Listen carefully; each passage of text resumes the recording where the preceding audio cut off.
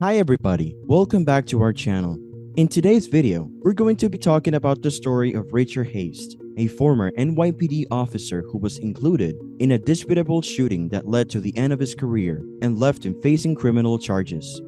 Richard Hayes was a police officer within the NYPD's Road Opiates Authorization Unit.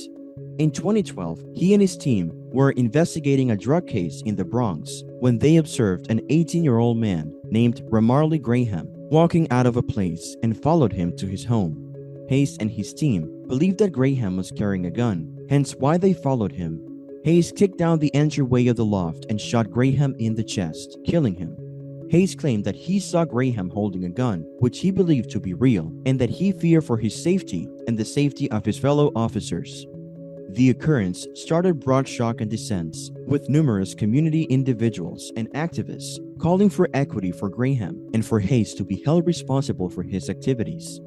The case drew national consideration and became an image of police brutality and excessive use of force.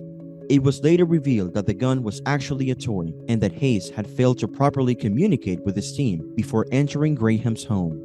In addition, there were discrepancies in Hayes' testimony, and he was found to have violated departmental policies regarding the use of deadly force. These actions led many to believe that Hayes had acted recklessly and without regard for the safety of the community that he was sworn to protect. Furthermore, Hayes was also accused of attempting to cover up the shooting by allegedly giving false statements to investigators and tampering with evidence. Ultimately, a grand jury indicted Hayes on charges of manslaughter and official misconduct, although those charges were later dismissed on a technicality. Despite the lack of a criminal conviction, many still consider Hayes to be a corrupt cop due to his actions and the impact that they had on the community. The shooting provoked far-reaching calls for action, shock, and dissent, with numerous community individuals and activists calling for justice for Graham and demanding that Hayes be held responsible for his activities. Amid the trial, it was uncovered that Hayes had not taken after legitimate convention amid the experience with Graham. He didn't have a warrant to enter the loft and did not have proof that Graham was carrying a gun. Moreover, it was later found that Hayes had a history of over-the-top constraint and had been included in a few other occurrences of police brutality. In 2017, Hayes quit the NYPD and was found guilty of charges of official offense. He was sentenced to probation and community benefit, but many activists and community individuals felt that the discipline was not enough for Hayes, and he had not been held completely responsible for his activities. The case of Richard Hayes highlights the issue of police brutality and over-the-top use of constraint by law requirement officers. It also raises questions about the responsibility and straightforwardness of police divisions and the equity framework as a whole. After the shooting, Richard Hayes was at first arraigned on charges of murder, but the case was dismissed on a technicality. However, a jury was gathered and Hayes was reindicted on charges of murder and careless endangerment. Amid the trial, it was uncovered that Hayes had not taken after appropriate measures amid the experience with Graham. The case dragged on for a long time, causing extra torment and suffering for Graham's family, companions, and loved ones. In addition to the discussion encompassing the shooting of Ramarley Graham, Richard Hayes had a lot of bad history. In one case, he was denounced of coercively entering a men's domestic and punching him within the confront, ending in a broken nose and other wounds. In another case, Hayes and his group were denounced of roughing up a man during a drug bust, causing him to endure a broken nose, dark eye, and other wounds. In spite of the discussion encompassing his activities, Richard Hayes at first remained free and was relegated to work area obligation.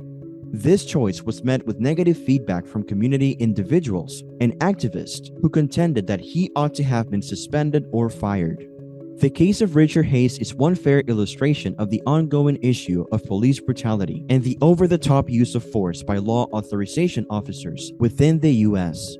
Numerous activists and community individuals are calling for systemic changes to address this issue, counting expanded responsibility and straightforwardness for police divisions and the equity framework as a whole. A few have moreover called for changes to the way police officers are prepared, contending that a center on de-escalation and community policing might offer assistance in diminishing situations of viciousness and unfortunate behavior. Since the shooting of Ramarley Graham, His family and companions have proceeded to thrust for equity and to honor his memory. They have organized energizes, vigils, and other occasions to raise mindfulness around police brutality and to demand responsibility for those in charge. Whereas the case of Richard Hayes has come to an end, the battle for equity and change in policing continues. The case of Richard Hayes has had an enduring effect on the talk about encompassing police brutality and over-the-top utilize of constraint within the U.S.